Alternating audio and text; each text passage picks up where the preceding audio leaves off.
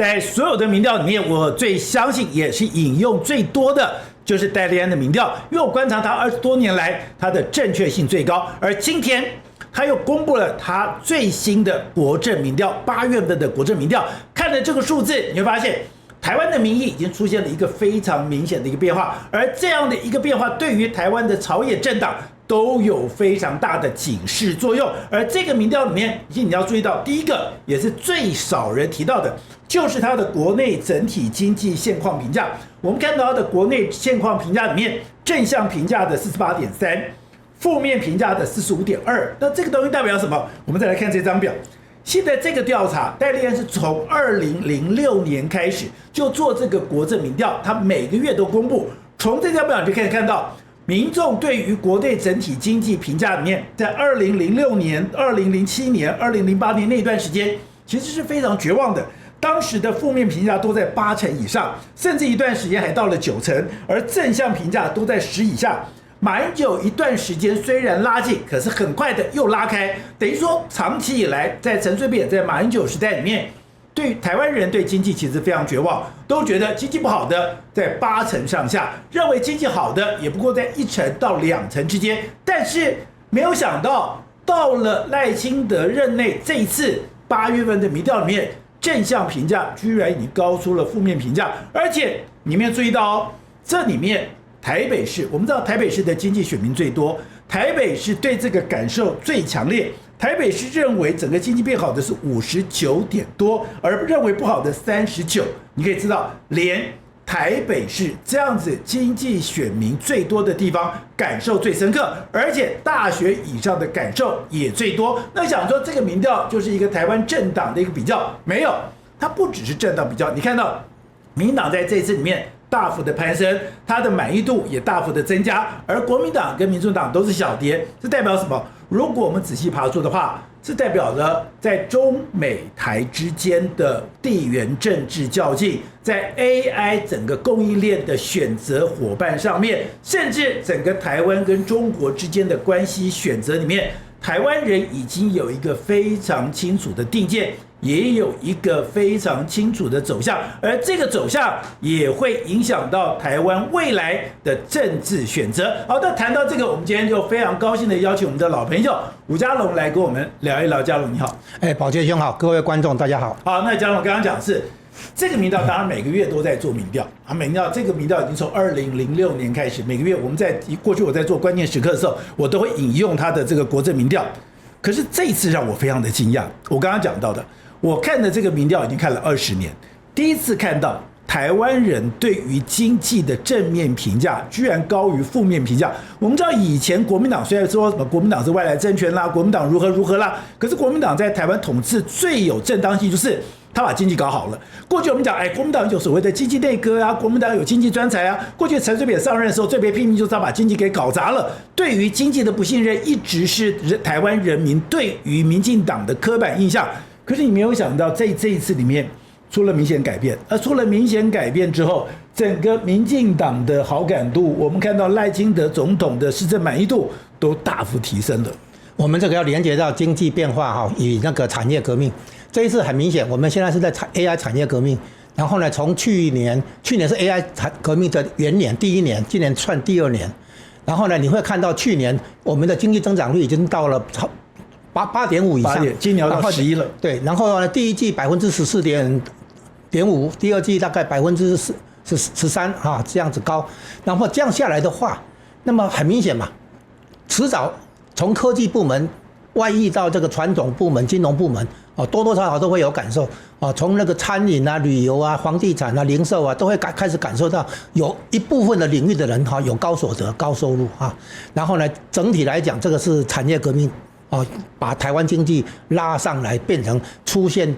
大概多年來第一次有所謂2位數的經濟增長率嘛。這我把它稱為第2次台灣經濟奇蹟。第一次就是國民黨那個年代啊，台灣經濟奇蹟，從12%當那種高成長率一路下來，12%、10%這樣慢慢下來。那這一次我們又回到一下，就是國民黨2位數經濟成長所維持的這個年限，到現在還是世界紀錄。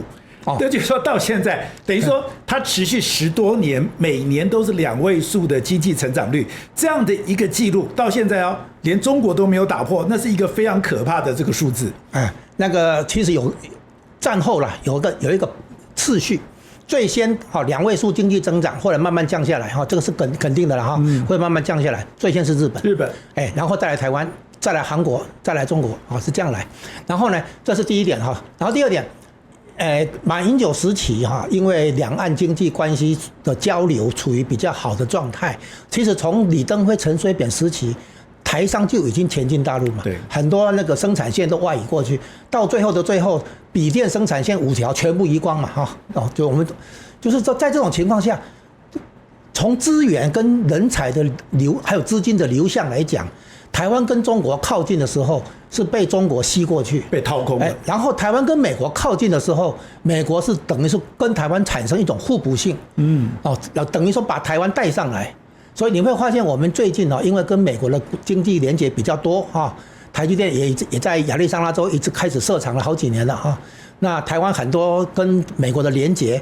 把台灣經濟帶上來，這個是很明顯。所以我們會看到這個現象兩岸的那個經濟評價比較差的時候，恰好從這個陳水扁到馬英九這個時期，就是台灣經濟跟中國經濟在交流緊密的交流的時候。然後呢，從什麼時候開始縮小？那個時候其實也是美國刻意把台灣的資源拿到中國去。對，因為在2000年的時候，那時候美国開始搞 WTO， 那是要把整個中國納入全世界的經濟體系裡面，所以等於是美國要促成這個全球化，要把中國拉進來，那逼着台灣的廠商就要前進中國，當成這個所謂的美國的先鋒部隊，以中國為市，應該講以中國為工廠，生產便宜大量的這個貨物供美國來使用。你這個講得非常好的確是這樣的一個全球化的一個局面，造成中國以世界工廠的形式崛起，而這個世界工廠當中，台商等於當一個帶頭者、輔導者協助者，這樣把技術訂單都帶進中國好，就是台灣資本。或者台灣資本加人才打造了中國的世界工廠地位，這個無法否認那現在的話，從2017年川普當選到18年貿易戰開打，你會發現這個台灣經濟跟中國這個好感度跟那個不好感這兩個都開始縮小，對，所以是貿易戰作為重大扭轉。你看藍的往上走，紅的往下降的時候，那個就是貿易戰開打的時候，然後一直到從2019年開始。然後到現在的話，你會發現那個藍的開始第一次超越紅的就是說那個認為經濟好的第一次超越認為經濟不好的，就是你剛才提到這個變化的話，顯然我們國內的那個民眾對經濟的感受跟全球化的關係、跟兩岸經濟的關係的變化，或者美台那個關係的變化是緊密連結的，恰好我們可以看出來。那政治學跟經濟學有一個交集，叫做中間選民理論，就是選舉的結果。兩大黨的基本盤各擁有基本盤，但是過不了半數，最後勝負的決定在中間選民，而中間選民通常就是經濟選民，對，關心經濟的結果。好，然後現在可以看出來，因為經濟的轉好，對執政黨的支持度會上升。所以我們也看到說，對於那個政黨的那個反應你會看出來，那民進黨搭上了這個經濟回升的這個順風車，所以他現在這個正向評價是46.8%，負向評價38.9%，這樣子。然後呢，國民黨、民眾黨這兩個在野黨的話，理論上加起來，它的評價是有50，但是呢，他們的負向評價也遠遠超過50那所以呢，相比之下，除非兩個在野黨能夠整合成一塊，否則的話，他無法挑戰民進黨。個別來講，他無法挑戰民進黨所以看起來就是說，在全球化的轉型，全球化現在進入到2.0、3.0之類就是美國對很多國家都課關稅，不是單獨對中國課關稅。然後呢，供應鏈的那個重整裡面不但是要恢宏供應鏈，而且是要那個配合 AI 的產業鏈。所以很多供應鏈其實是回到台灣或者回到台商手裡那這樣的變化都可以看出來，台灣的選民的感受反映在這個民調裡面。是，那嘉龍，我們知道在馬克思的《資本論》也很清楚，我幫你放上下層結構，下層結構就是經濟，上層結構才是政治啦、軍事各方面的東西。如果你覺得有什麼看的話，台灣的整個下層結構已經非常清楚了。經濟現在大家認為是比過去來好。如果我覺得現在的經濟是比過去好，就代表現在的 AI 產業鏈、現在的非宏供應化、現在跟中國保持距離、現在跟美國保持這樣的一個合作的關係，這個路線其實反映到了我對基金的滿意度，這個路線看起來是對的。那誰是這個路線的代言人，誰就會得到的這樣的一個紅利。而現在國民黨往下掉，就代表說，現在如果國民黨還是繼續的要跟中國共產黨或者要跟中國保持一個非常友好的關係，你就會慢慢的去背離台灣的主流民意了。這個是現實經濟效應的表現，因為中國經濟的確在往下走，這個。房地產危機嘛，哈，然後地方財政危機嘛，然後現在他要把資金外流堵住，他要那個對付資金外流的問題哈，然後他要把外面的錢要放在外面的錢要吸引回來、趕回來等等。你會看出來，如果國民黨還在強調兩岸經濟交流，還在把台灣經濟往跟中國經濟來連結的話，那簡單講就是被中國經濟拖下水。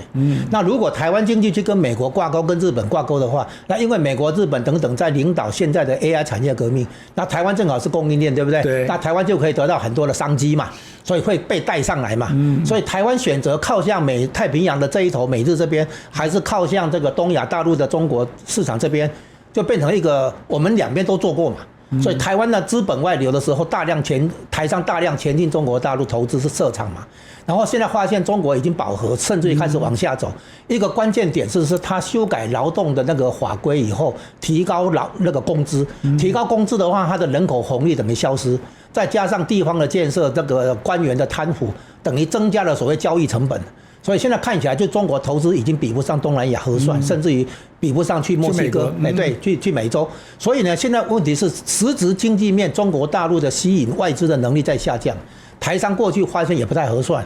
這個是經濟的基本面在背後運作，然後表現成台前你看到的民調、政治傾向、政黨支持度、信任度等等等等嘛，是將來。所以，假如你覺得說現在朝野兩黨這樣的爭來，你吵來我吵去，你覺得那只是小打小鬧？今天會出現這樣的一個數字，你說那個根本就是一個路線的選擇，因為你剛剛講到台灣人，其實我覺得台灣人是非常現實，台灣人是非常理性的，因為台灣人最高的價值就是生存，我能夠生存是我的最高原則。你剛剛講，我有沒有試着跟中國交好過？我試過啊。從陳水扁的晚期，其實陳水扁當時的這個所謂的這個階級從李登輝的階級用人，到陳水扁的積極開放那個有效管理，到馬英九的這個所謂的 ECFA， 其實我們都試過跟中國交好。那但是你這條路發現我根本走不通啊，那你就看到現在跟美國，再加上中美之間的這個所謂的對立，所以我們是經過實證的，這不是憑空想象。對，我們兩邊都試過了。對，那現在台灣老百姓已經很清楚了，台灣要走的路線非常清楚。對，現在因為實質上台灣跟發達水平高的經濟體連結。台灣會遠遠取得新的技術來源、新的產業那個選項。那如果去跟中國連結的話，它的好處在於降低生產成本，而不是開發新的項目。新的項目研發新技術等等，在先進國家這裡，美國這裡，那甚至有一部分是在日本啊、歐洲這些先進國家這裡。所以台灣經濟跟他們連結的結果，會比較容易引進有互補性的東西，互相成就啊。那如果台灣選擇中國的話，是說將既有的生產方式去降低成本，但不見得引進新東西。但是這裡有個很大的風險，就是說我們移到中國的企業，最後都被中國模仿，都被中國超越。對，所以我來反過來變成我們的競爭對手。沒錯，就像當時的蘋果供應鏈，蘋果供應鏈，你從組裝，你甚至到線材，你到任何的這個所謂的這個模板或任何東西，中國很快就把你取代掉。對，如果今天沒有飛鴻供應鏈，今天如果沒有中國跟美國的一個對立，沒有把整個中國生產完全排除在美國 AI 生產供應鏈的外面，台灣根本就不是中國廠商的對手啊。对，所以我們起先移那個生產線移到中國的時候，享受到一些成本降低的好處。那這個部分呢，並不是技術升級啊，而是說降低成本這樣而已。然後呢，隨着中國企業跟上來啊，甚至於還超越啊，追趕跟超越，我們反而在培養我們的市場競爭對手。對。那這個事情韓國一樣，韓國的那個什麼記憶體啦、造船啦、鋼鐵啦，移到中國去以後，發現哦糟糕，被他們學去。对，所以現在韓國經濟很吃力。現在韓國經濟實體經濟增長比台灣是差一大截，差很多。但是它的股市因為記憶體的關係，它股市比台灣表現好啊。那今年上漲幅度了哈，但是呢，它的實體經濟差台灣，就是因為它在中國大陸看到很多對手。所以呢，現在我們發現了，把產業移到中國，享受了成本降低，這個是短期好處，短期的，隨後會被逆轉。我們跟美國連結的話，我們得到的好處反而是長期的，因為提升我們的那個技術跟產業水平。所以我們跟比我們進步的經濟體來連結，對我們反而是拉抬自己的等級啊級別。那我們就跟比我們差的連結，會降低生產成本沒有錯，但是也給對方追趕的空間跟時間。所以到最後的話，這個相比之下的話，我們靠向中國這邊，其實對我們的經濟競爭力其實沒有幫助，但是我們靠向美國、日本這邊，對我們的競爭力反而有幫助。那將來如果美中又和解，兩岸又和解，那台灣因為這一段時間靠向美國、日本，就有很多東西會被中國這邊重視跟珍惜，會來爭取我們，反而兩岸關係會比較好走。如果你現在就倒向中國，東西都被中國學去，你到時候你有什麼東西、什麼籌碼？你沒有家底。對，那你現在靠向美國、日本這邊拼命累積你的新產業、新技術，然後把自己提升上來。將來如果兩岸和解的話，那台灣這邊有好東西啊，中國會來爭取啊。那不一樣，局面會不一樣，所以兩岸關係會比較好走。所以我們現在一碰面的時候，你就談到說，現在國民黨在立法院的這些所作所為，就會讓這些中間的選民、這些經濟選民感到了厭煩，也就是為什麼現在看到了國民黨的好感度居然下降，而且這個整個不滿意度急速上升，現在不滿意度都已經破了50%以上，而且那個正向的不到3成。就是說中國國民黨的很多立法委員的傾向，好像要把台灣跟中國繼續拉住嘛。對。但是特別是那個翁小玲還講，我就是中國人。但是全球化的局面改變嘛，全球化的局面以前的確是像你說的，要把中國拉進來，要把中國的資源跟國際體系來結合。這個都美國都做過嘛，台灣也做過了嘛，日本、韓國都一樣嘛。結果是連德國都是，德國的汽車也想邁進中國市場嘛，大家都盡了努力了嘛，想把中國拉進來嘛。可是呢，現在發現不對嘛，對，整個從產業到政治都不對嘛，所以現在大家都開始改嘛。全球化的這個2.0、3.0就是在改正這個全球化1.0造成的失誤嘛，就是說培養了一個破壞規則的對手嘛。中國不想遵守規則嘛，他想自己定規則，對，然後把大家搞得人仰馬翻嘛，然後大家發現不對嘛，我的那個什麼市場對手是我培養出來的嘛，哦，這是不是台灣這樣嘛？而且你的技術是偷拐搶騙，對。然後現在所以中國國民黨人沒有看到全球化的局勢跟國際經濟跟政治的變局。他們一直要把台灣推向中國大陸，但是我們做過這樣的事情嘛？從李登輝、陳水扁以來就做過這樣，經過馬英九都做過這樣的事情。台灣經濟跟中國經濟有更多的連結，這個我們都做過嘛。但是現在發現什麼？發現中國經濟自己也不行了嘛。中國經濟自己也在嚴重下行，而且現在是惡性循環，是通縮狀態、通貨緊縮狀態。中國一旦陷入通貨緊縮狀態的話，世界上沒有哪一個國家可以說。這個卡就是擺脫20年擺脫不了，至少20年。日本的話30年嘛，失落30年。現在的話，中國大陸他們自己說哈，有些人自己說哈，不是失落30年了，是失落50年。就是說現在中國經濟碰到大麻煩。然後大麻煩呢，至少有2個重要的因素，第一個是美中關係搞壞了，然後第二個是中國自己的那個制度限制了創新能力的那個建立。這2大因素下來的話，你知道所有的這個對抗啊，美中對抗，從技術、產業各方面、軍事等等，中國不會是對手。然後國民黨完全沒有看這樣的一個國際大局，只強調兩岸的那個血緣啊、歷史關係，這不是說明問題，也不是解決問題的辦法。不是，我覺得國民黨愚蠢的還不是說他一頭熱的倒向中國，我覺得他根本就是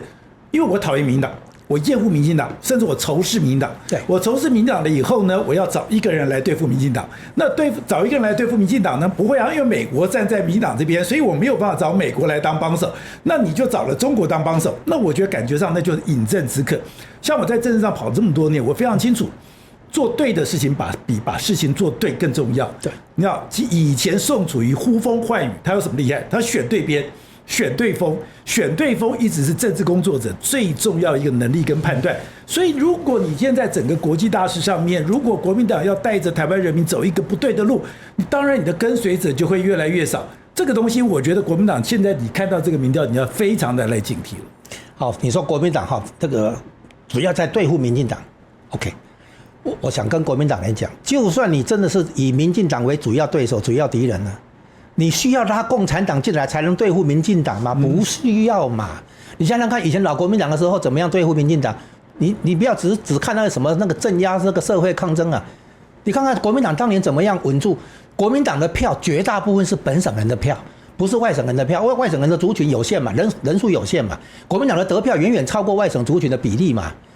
表示說很多所謂本省人、閩南人的票投給國民黨，才有造成國民黨在都是大部分的時候都是勝選嘛，那為什麼？為什麼？因為國民黨以前的路線從民生主義開始，啊，從民權主義開始，一到台灣就辦地方選舉，一到台灣就開始經濟改革，啊，所以從那個土地的改革到貨幣改革，啊，一大堆的貿易制度改革、財政改革，一大堆。國民黨當然有在做事啊，然後有照顧到台灣本地人的生活嘛，所以本地人支持這個國民黨是長期的現象嘛，經濟還是關鍵。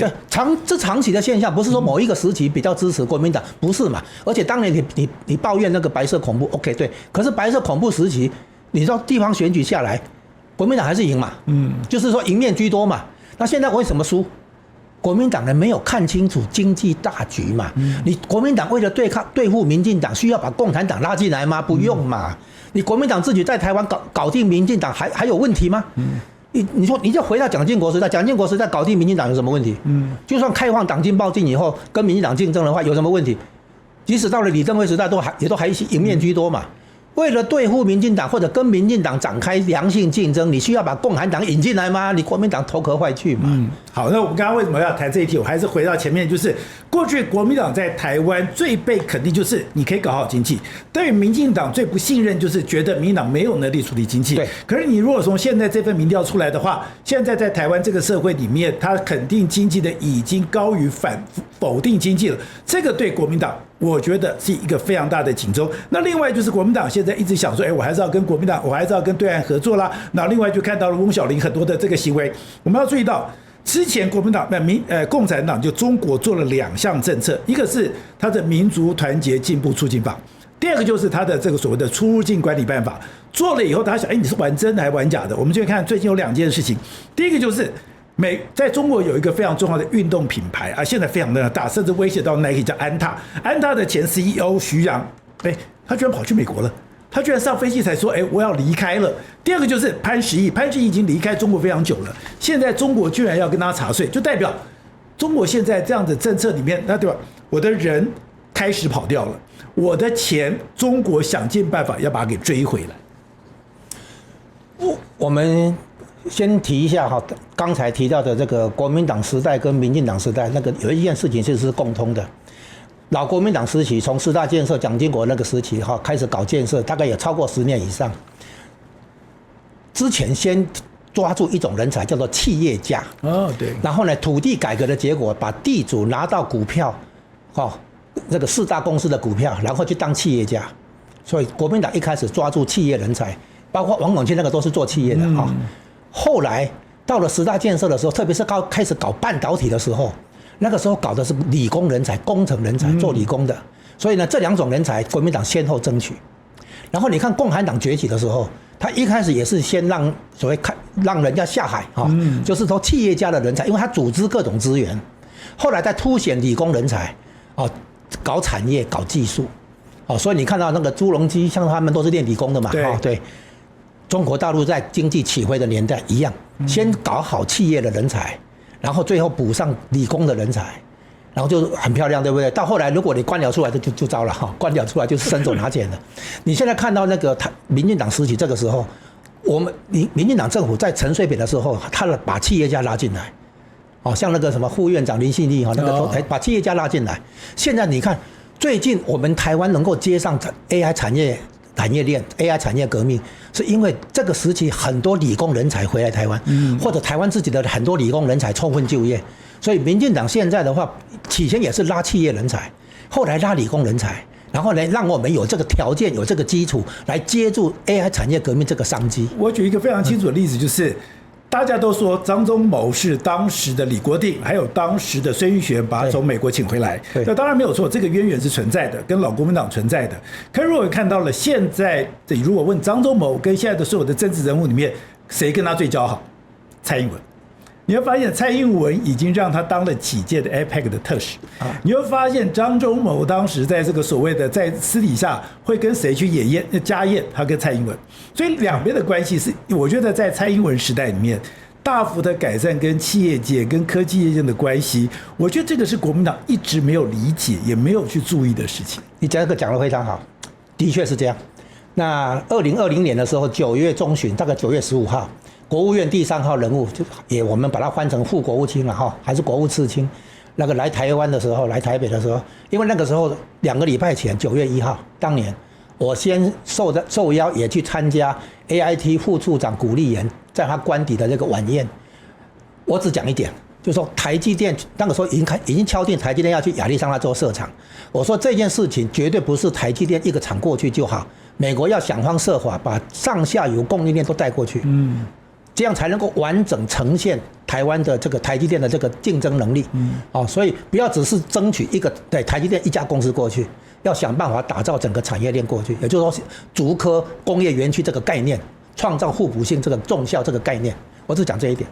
結果呢，9月15號2個禮拜後，這個副國務卿來的時候，蔡英文在家裡面招待，對不對哈？然後呢，照片出來的時候，我發現蔡英文跟這個國務次卿中間夾着一個人，張忠謀。對，我就想，我猜對了，我講對了，就是談的話題就是台積電的投資問題相關的。那你會發現，民進黨的轉型。這個轉變很大，可是大家不容易看出來，就一直到被你講出來。就是民進黨一開始也是接觸企業界人士，可能是金主啦哈，這種有關係，企業界、商界的人先接觸，接下來接觸的就是理工科的專業的哈啊，包括蔡英文去跟張忠謀做交情啊，這個都算。就是民進黨原來是不熟悉經濟，不熟，可能有一些企業界哈，至少我在跑陳水扁時代的時候，我覺得當時陳水扁時代要跟工商界跟經濟，特別是科技界，其實有一個隔閡的。但我發現這個隔閡在蔡英文的手上，基本上就完全打破。那個打破，我覺得跟2019年中美的這個大對抗，我覺得美國的介入也有非常大的一個關係。那等於說，當時你記不記得張忠謀那時候講過的一句話？他說：“這個在地緣政治的時代，台積電已經變成了兵家必爭之地。所以這個的推力跟阻力跟這個拉力，美國其實扮演一個非常重要的一個角色。”對。就是說，美國在提升台灣的產業跟技術的時候，也注意到說，台灣當時已經由民進黨執政，所以美國呢，一方面在國家安全上支持台灣，二方面在產業跟技術上也支持台灣，然後呢訂單下過來，對吧？資金流進來等等，然後我們也看到，在蔡英文任內，台股不但突破前高12682。而且還繼續推進到他卸任的時候，應該是22000點左右哈。然後賴清德上任2年來已經翻倍啊，漲幅也超過那個